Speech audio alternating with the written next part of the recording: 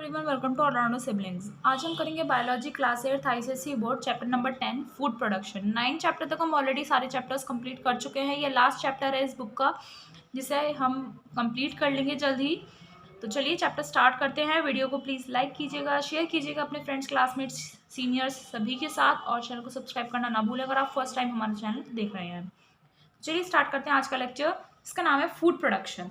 Food का जो production होता है उसके बारे में हम इसमें पढ़ने वाले हैं।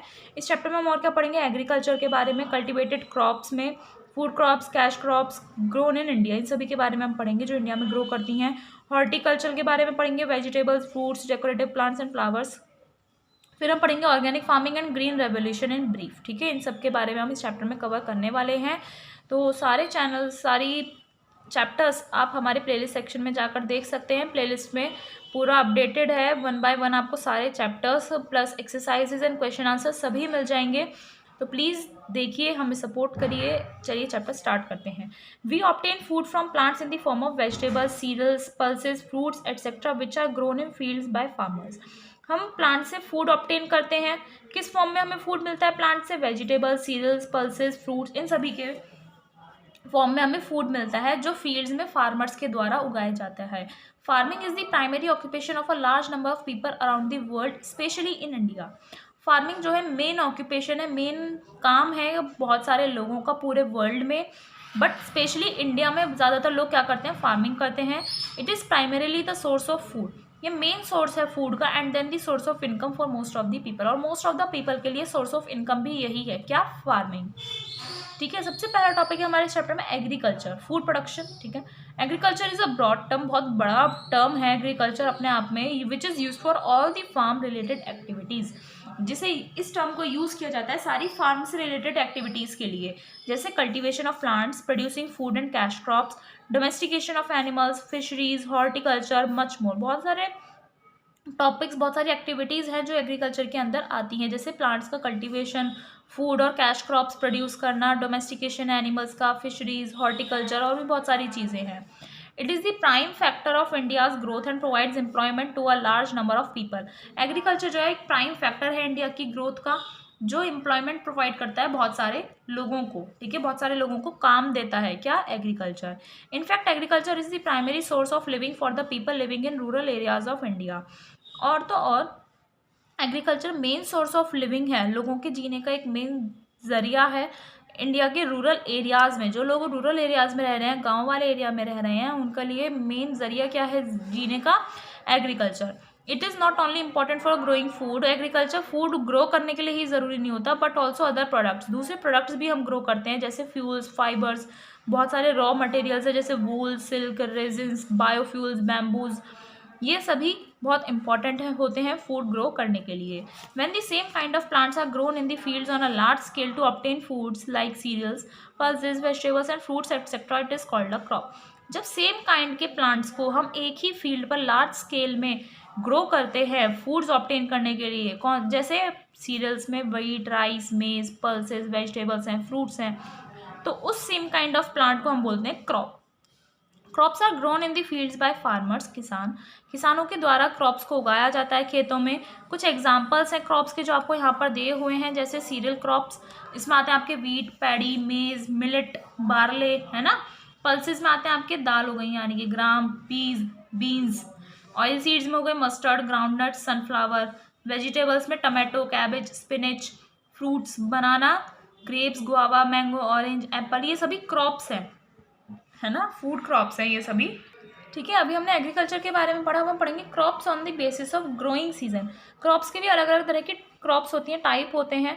तो सबसे पहला बेसिस है ग्रोइंग सीजन, किस सीजन में कौन सी क्रॉप ग्रो करते हैं, उस बेसिस पर 2 टाइप्स की हमारी क्या होती हैं, क्रॉप्स होती हैं। Based on the seasons all the crops are categorised into 2 main groups. 2 main groups में डिवाइड किया गया है, kharif crops and rabi crops. Kharif crops which are sown in the rainy season, जो बारिश के मौसम में बोई जाती हैं, उन्हें हम बोलते हैं Kharif crops. The sowing for Kharif crops starts in June, July at the beginning of southwest monsoon because these crops, particularly paddy, need substantial amount of water. ये जो क्रॉप होती है, खारिफ क्रॉप होती है, इसे जो बोया जाता है जब साउथ वेस्ट मानसून की स्टार्टिंग होती है ना, तब जून जुलाई के आसपास इस खारिफ क्रॉप को बोया जाता है, क्योंकि ये जो क्रॉप्स होती हैं खारिफ क्रॉप्स, पर्टिकुलरली इसमें पैडी जो होती है उसे बहुत ज़्यादा अमाउंट में वाटर की ज़रूरत होती है। Kharif crops are harvested at the end of monsoon season during September और अक्टूबर। सितंबर और अक्टूबर में जब मानसून सीजन का एंड होने वाला होता है तब ये खारिफ क्रॉप्स को हार्वेस्ट किया जाता है, तब तक ये ग्रो हो जाती हैं अच्छे से। Some examples of kharif crop are, kharif crop के कुछ एग्जांपल्स हैं जैसे paddy, maize, millet, soybean, groundnut, cotton. Kharif crops को हम कभी कभी समर क्रॉप्स भी बोलते हैं। दूसरा टाइप है rabi crops. These crops grown in the winter season, इन्हें विंटर सीजन में ग्रो किया जाता है, ठीक है। The time period of rabi crops is generally from October to March. Time period जो होता है रैबी क्रॉप्स का वो जनरली अक्टूबर से मार्च का होता है। Sowing for rabi crops begins at the beginning of winter. Rabi crops जो बोई जाती हैं वो विंटर की स्टार्टिंग में बोई जाती हैं, जैसे अक्टूबर नवंबर की स्टार्टिंग में ये बोई जाती हैं। And these crops are harvested by March और अप्रैल, और इन क्रॉप्स को हार्वेस्ट किया जाता है मार्च और अप्रैल में। कुछ एग्जांपल्स रैबी क्रॉप्स के वीट, ग्राम, पीस, मस्टर्ड, लिंसीड, ये सभी इसके एग्जांपल्स हैं, आपको नीचे पिक्चर्स में दिखाए हुए हैं। ये हैं आपकी खारिफ क्रॉप्स और ये हैं आपकी रैबी क्रॉप्स, ठीक है। समझ में आया? तो ये क्रॉप्स थी ग्रोइंग सीजन के बेसिस पर जो हमने डिवाइड करी हैं। आगे हम पढ़ते हैं, हम पढ़ेंगे crops on the basis of their life span. Life span के बेसिस पर क्रॉप्स के टाइप्स हम पढ़ने वाले हैं, ठीक है। इस बेसिस पर क्रॉप्स को हम annual crops, biennial crops and perennial crops के नाम पर हम डिवाइड कर सकते हैं, जिसमें सबसे पहला है एनुअल क्रॉप। एनुअल आपको पता है जैसे एनुअल एग्जाम्स होते हैं फर्स्ट वन टाइम, है ना। Annual crops are the ones which complete their life cycle in 1 year on in one growing season. Annual crops वो क्रॉप्स होती हैं जो अपनी लाइफ साइकिल को जो वो ग्रो करती हैं वो पूरे एक साल में करती हैं, ठीक है। दूसरे वर्ड्स में कहें अगर हम, if an annual crop is sown at a particular period of time, अगर एक पर्टिकुलर पीरियड ऑफ टाइम में एक एनुअल क्रॉप को ग्रो सो कर दिया, बो दिया, देन इट ग्रो करेगी, वो हार्वेस्ट होगी पूरे एक साल में। समझ में आया? The vegetative and reproductive stages of annual crops get completed on an annual basis. जो वेजिटेटिव और रिप्रोडक्टिव स्टेज होती है ना एनुअल क्रॉप की, वो एक एनुअल बेसिस पर ही कंप्लीट होती है। जिसका मतलब क्या हो गया, year in which they are grown, जिस ईयर में ये क्रॉप्स ग्रो होती हैं, they produce fruits in the same year only, वो उसी साल, जिस साल उन्हें बोया जाता है उसी साल वो फ्रूट ग्रो करती हैं। कुछ एग्जांपल्स क्या हैं एनुअल क्रॉप्स की, जैसे राइस, मिलेट, मेज, कॉटन, ग्राउंडनट। इन्हें जिस टाइम पर बोया जाता है ना उसी टाइम पर ये क्या कर देती है, फ्रूट दे देती है ना। जो इसका मेन वो होता है रिप्रोडक्शन, वो आ जाता है, तो इसे हम बोलते हैं एनुअल क्रॉप। फिर आती है आपकी बाइनियल क्रॉप। बाइनियल क्रॉप क्या होती है, they are those crops which complete their life cycle, जिनकी लाइफ साइकिल जो है वो 2 ईयर्स में कंप्लीट होती है या फिर 2 ग्रोइंग सीजन्स में कंप्लीट होती है। अदर वर्ड्स में कहीं, if a biennial crop is sown at a particular period of time, अगर बाइनियल क्रॉप को अगर हमने बो दिया एक पर्टिकुलर पीरियड ऑफ टाइम में, then it grows and is harvested within a span of 2 years. तो जब आपने बो दिया एक पर्टिकुलर पीरियड ऑफ टाइम में, तो वो ग्रो करेगी, हार्वेस्ट करेगी, वो उसे 2 साल लग जाएंगे उसमें। That is they are grown in the first year in which the roots and leaves are produced, यानी कि उन्हें फर्स्ट ईयर में बोया जाएगा जिसमें वो ग्रो करके उनकी रूट्स और लीव्स प्रोड्यूस होंगी। देन सेकेंड ईयर में वो फ्लावर्स, फ्रूट्स और सीड्स डेवलप करेगा। सम एग्जाम्पल्स क्या है बाइनियल क्रॉप्स के, कैरेट, जिंजर, कैबेज एट्सेट्रा। फिर थर्ड आता है आपका पेरिनियल क्रॉप्स। क्या, perennial crops, they can survive without replanting for several years, हमें इन्हें बार बार प्लांट करने की ज़रूरत नहीं पड़ती और सालों तक वो बिना रिप्लांट करे सर्वाइव कर सकती हैं, which means they can be harvested several times. उन्हें रिप्लांटिंग की ज़रूरत नहीं होती, हम उन्हें बार बार हार्वेस्ट कर सकते हैं। If a perennial crop is sown at a particular period of time, अगर आपने पेरिनियल क्रॉप को सोन कर दिया, बो दिया एक पर्टिकुलर टाइम में, देन इट रीग्रोज आफ्टर हार्वेस्ट, जब आप लोग उसे एक बार काट लेंगे ना वो फिर से ग्रो करता है, उन्हें बोलते हैं perennial crops. Perennial fruit crops are less labour intensive, ये वाली जो क्रॉप्स होती हैं इनमें ज़्यादा लेबर की ज़रूरत नहीं होती है, ज़्यादा लोगों की ज़रूरत नहीं होती है, and have a relatively long life span, और इसका लाइफ स्पैन बहुत बड़ा होता है। They produce food for many years after a single planting as compare to annual plants that need to be regrown every year. इसमें क्या होता है, आपने एक बार बो दिया, वो ग्रो कर गया, उसके बाद हार्वेस्ट कर लिया, फिर से वो ऑटोमेटिकली ग्रो हो जाता है, आपको फिर से बोने की ज़रूरत नहीं पड़ती है। जबकि एनुअल वाली क्रॉप जो होती है, एनुअल वाली क्रॉप, इसमें आपको फिर से बोना पड़ता है हर साल। सम एग्जांपल्स क्या हैं आपके पेरिनियल क्रॉप्स के, sugarcane, banana. Any crop that survives and grows above the span of 3 years are called permanent crops like mango, coconut etcetera.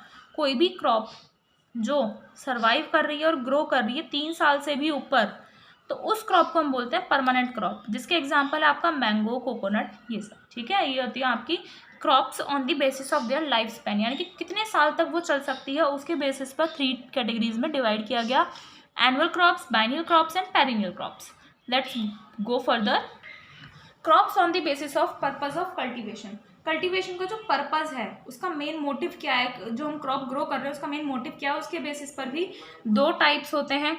ठीक है, जो है पहली फूड क्रॉप्स और दूसरी है कैश क्रॉप्स। अगर बिना पढ़े बताऊं तो फूड क्रॉप्स होती हैं जिन्हें ऑब्टेन किया जाता है कंज्यूम करने के लिए, खाने के लिए, और कैश क्रॉप्स होती हैं जिन्हें ग्रो किया जाता है ताकि हम प्रॉफिट या फिर कैश कमा सकें, तो वो होती हैं आपकी कैश क्रॉप्स। नाम से ही समझ में आ रहा है, food crops, crops which are grown for obtaining food, जिन्हें खाना प्रोड्यूस करने के लिए उगाया जाता है उन्हें हम फूड क्रॉप्स बोलते हैं, जैसे पल्सेस, सीरियल्स, फ्रूट्स, वेजिटेबल्स। ठीक है, ये फूड क्रॉप्स हो गई।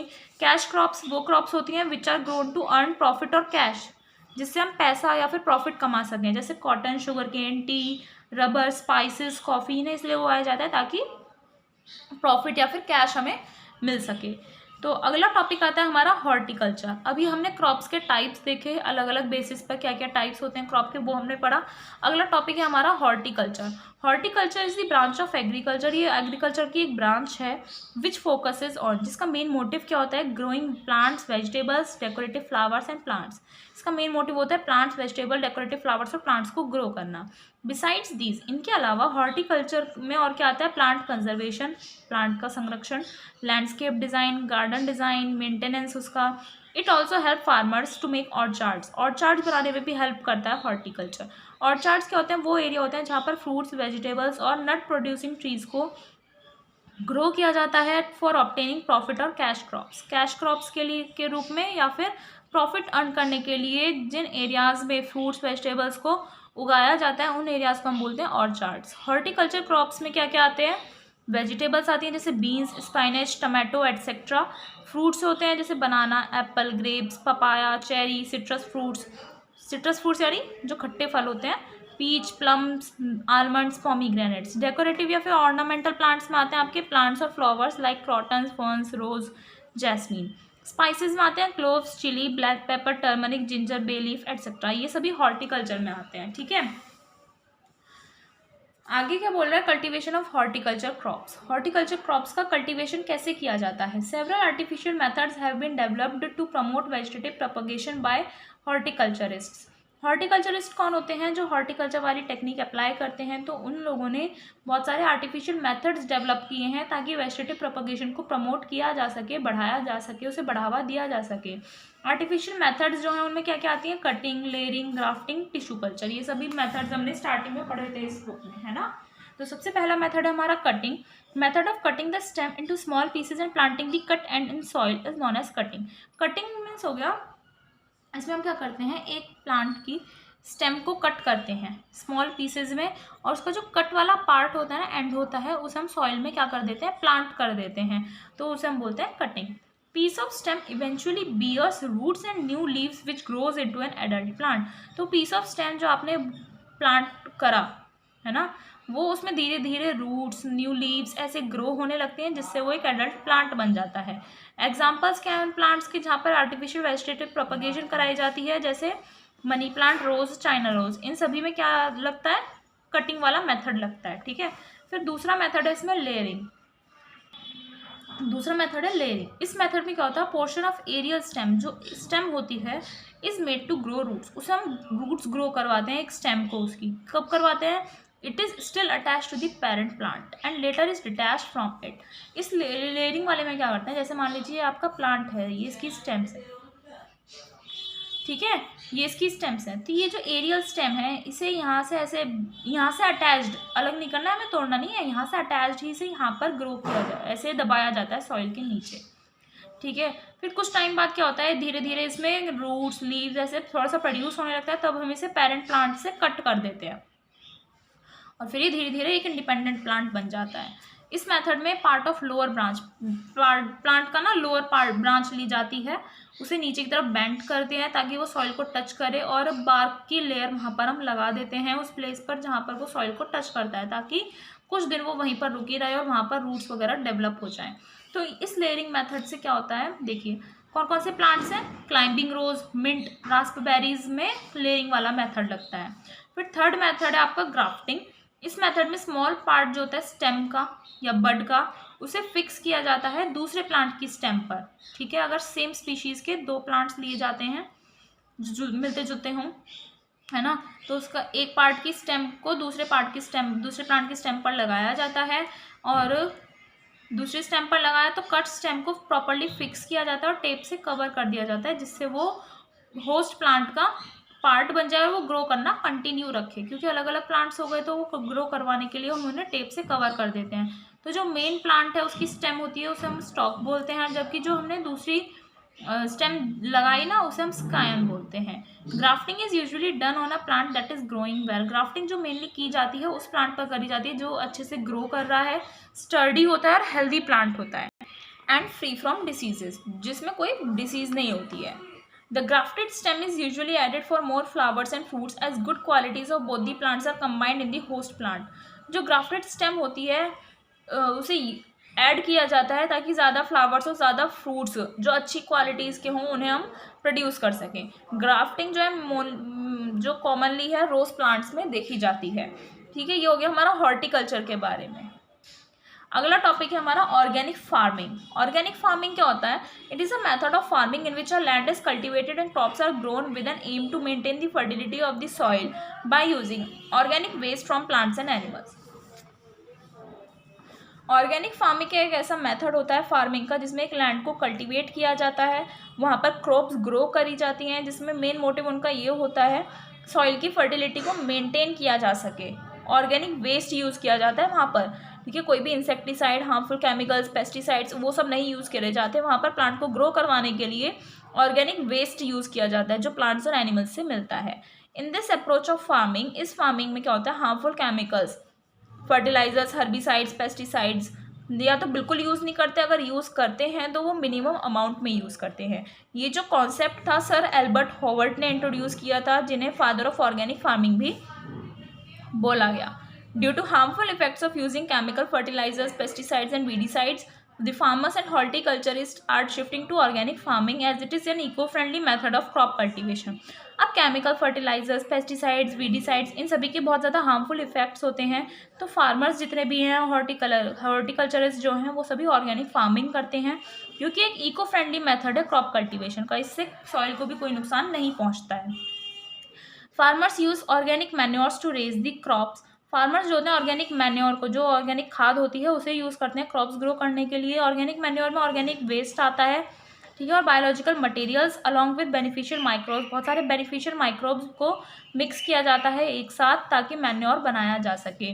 ठीक है, combination of crop rotation, green manure, compost, biological pest control, hand weeding, mixed weeding are some other techniques used by the farmers to improve soil fertility in organic farming. Organic farming में soil fertility को improve करने के लिए farmers और भी बहुत सारी techniques को मिक्स करके यूज़ करते हैं, जैसे क्रॉप रोटेशन है, green manure, compost, biological pest control, hand weeding, mixed weeding, इन सभी टेक्निक्स का यूज़ किया जाता है। Organic farming helps in the following ways. इस तरीके से ऑर्गेनिक फार्मिंग हेल्प करती है, कैसे, it helps in protecting the fertility of soil for a longer period of time. इससे सॉइल की फर्टिलिटी लंबे समय तक अच्छी रहती है, प्रोटेक्टेड रहती है। कैसे, दे maintain level of nutrients in the soil. Soil में जो न्यूट्रिएंट्स का लेवल है उसे मेंटेन करके रखते हैं ऑर्गेनिक फार्मिंग में। Encouraging the biological activity in the soil. Soil में जो बायोलॉजिकल एक्टिविटी होती है उसे एनकरेज किया जाता है, उसे प्रोत्साहन दिया जाता है, उसे सपोर्ट करा जाता है ताकि सॉइल अच्छे से फर्टाइल रहे। Making sure that the mechanical intervention is done carefully. और ये भी देखा जाता है कि जो मैकेनिकल जो प्रोसेसेस ली जा रही हैं वो केयरफुली करी जाएं ताकि सॉइल को कोई नुकसान ना पहुंचे। दूसरा, it helps in maintaining nitrogen level of the soil. Soil के नाइट्रोजन लेवल को भी मेंटेन करने में हेल्प करती है ऑर्गेनिक फार्मिंग। कैसे हेल्प करती है, by using legumes and biological nitrogen fixation. Nitrogen fixation और लेग्यूम्स का यूज़ करते क्या करते हैं, नाइट्रोजन लेवल को मेंटेन करके चलते हैं। It also helps in recycling of organic materials, organic materials की भी रिसाइकलिंग में भी हेल्प करते हैं, जैसे क्रॉप वेस्ट और लाइफ स्टॉक मैन्योर्स इफेक्टिवली। इससे क्या होता है, ऑर्गेनिक मटेरियल की रिसाइकलिंग भी होती रहती है। It helps in protecting crops from weeds, pests and diseases through crop rotations, natural predators, organic manuring, resistant varieties and limited thermal, biological and chemical intervention। Organic farming से crops को कीड़े मकोड़ों से, बीमारियों से बचाया जाता है। कैसे बचाया जाता है, क्रॉप रोटेशन करके, नेचुरल प्रेडेटर्स और ऑर्गेनिक मैन्योरिंग, रेजिस्टेंट वैरायटीज़, ठीक है, ये सभी चीज़ों को यूज़ करके क्या किया जाता है, क्रॉप्स को प्रोटेक्ट किया जाता है। और लास्ट किस तरीके से हेल्प करती है, it also helps in conserving environment को भी बचाती है ऑर्गेनिक फार्मिंग, और नेचुरल हैबिटेट्स जो होते हैं ना वाइल्ड लाइफ के, उन्हें भी बचाती है, उन्हें भी प्रोटेक्ट करती है organic farming by reducing negative impact of farming system on them, क्योंकि फार्मिंग सिस्टम जो होता है उसका नेगेटिव इफेक्ट पड़ता है उन पर, एनिमल्स पर और नेचुरल हैबिटेट्स जो होते हैं उन सभी पर नेगेटिव इफेक्ट पड़ता है। तो ऑर्गेनिक फार्मिंग से क्या होता है, एनवायरनमेंट कंजर्व होता है, प्रोटेक्ट होता है। ये होता है आपका कॉन्सेप्ट ऑर्गेनिक फार्मिंग का। आज हम यहीं तक करेंगे, नेक्स्ट लेक्चर में हम ग्रीन रेवोल्यूशन का टॉपिक स्टार्ट करेंगे। तो हमारे साथ जुड़े रहिए, ऐसे ही सपोर्ट करते रहिए। मिलते हैं नेक्स्ट वीडियो में नेक्स्ट लेक्चर के साथ। Please like, share and subscribe to our channel. Thank you.